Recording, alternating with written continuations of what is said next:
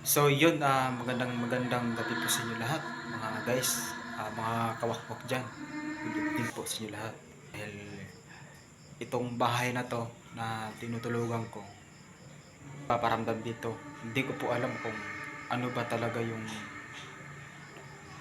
ang mga ano dito, kasi yung last day, yung nakaraan araw, may nararamdaman po ako ng bigla lang lumakad dito, bigla lang po lumakad dito. Nakikita niyo ba yung ano na yan, yung hagdan?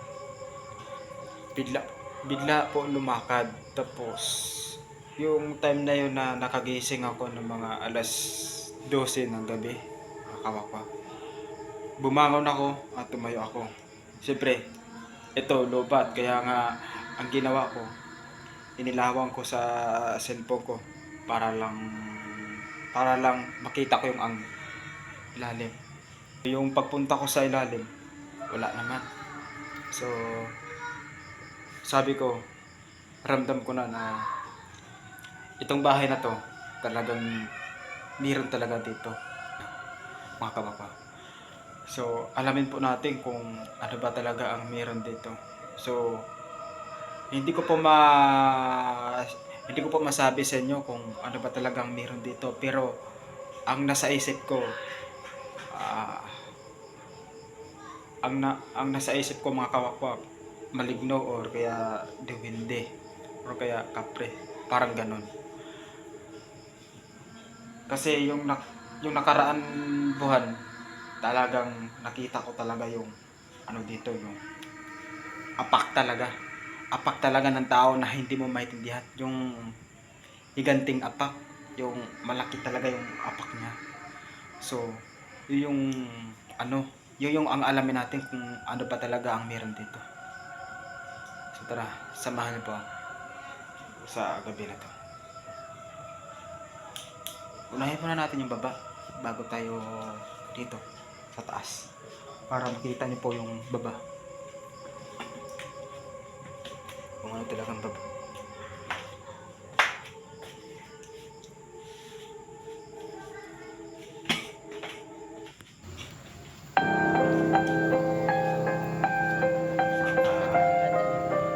May ilaw naman to, so pailawin na lang natin para makita nyo yung buong bahay.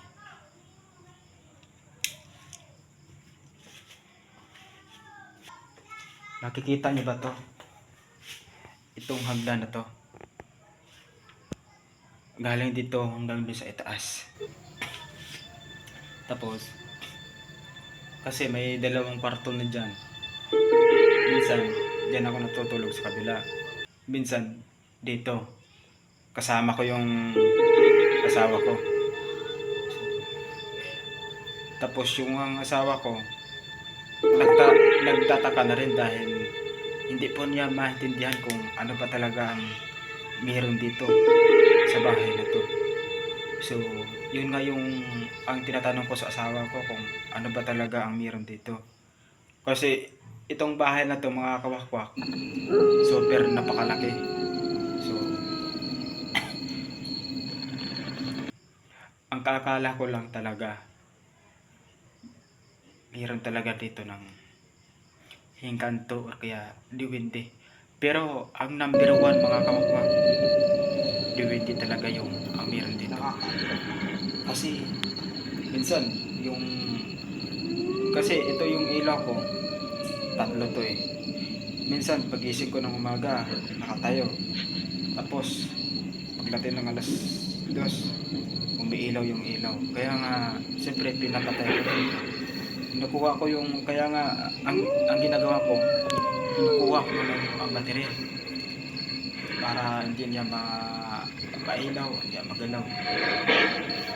Tapos yung kagabi yung kagabi mga kakawakwa, nakagising ako kasi malakas ang ulan eh.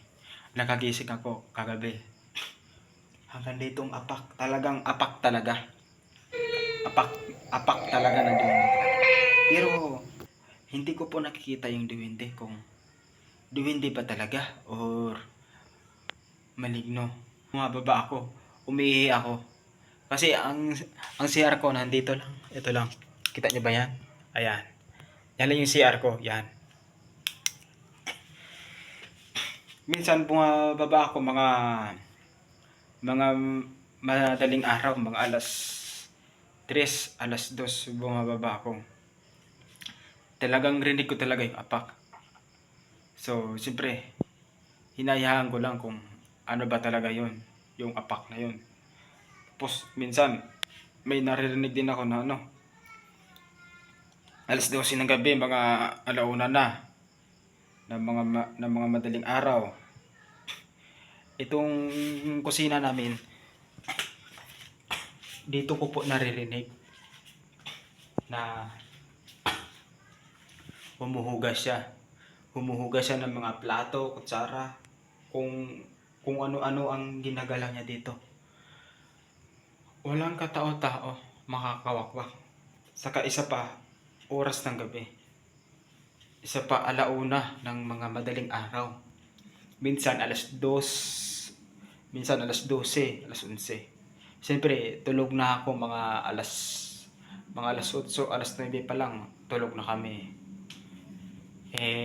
Pag makagising ako, minsan alauna, alas 2, alas 12, talagang lagi ko talaga maririnig dito. Kaya nga, hindi ko po maintindihan kung ano ba talaga ang meron dito sa bahay na to. Isipin nyo mga kawakwak, malaki to, itong bahay na to. Napakalaki to. May up and down pa. Tapos dito, alam niyo yung sala, malawak po yan. Yan. Nakikita niyo ba yung pinto na yan? Sobrang layo yan. Nagpalawak. Tapos, meron pa dito bakante yung mga upuan. Ilawan ko para makita nyo. Ayan. Ayan yung mga upuan. Ayan. Ayan pintuan. Tapos, dito, meron din pintuan. Tapos, dito yung ang kainan namin. Ayan. Diyan po kami kumakain. Tapos, tuwing baba ko, mga alas 12 talaga, mga kawakwa. Dito, naghuhugas talaga. So, yun yung ang hindi ko talaga maintindihan. Naghuhugas talaga. Saka, ito yung baso na to. Halimbawa, itong baso na to, mga kawakwa. Yan, hindi na hugasan yan. Pagka binukasan, nandito na yan. Maniwala man kayo sa oras, hindi. Nandito na po yan. Kaya nga, hindi ko po na kunan ng video dahil dito wala po kaming CCTV. Kaya, nakakaiba itong bahay na to at hindi ko po maintindihan kung ano ba talagang meron dito kasi hindi ko pa nakikita kung ano ba talagang meron dito. So, malalaman din natin yan kung ano ba talaga ang kababalagang ang meron dito sa bahay na to. So, yun, hanggang dito na lang po tayo at maraming salamat po. Umupo muna tayo. So yun, hanggang dito na lang po tayo at maraming salamat po sa inyo lahat.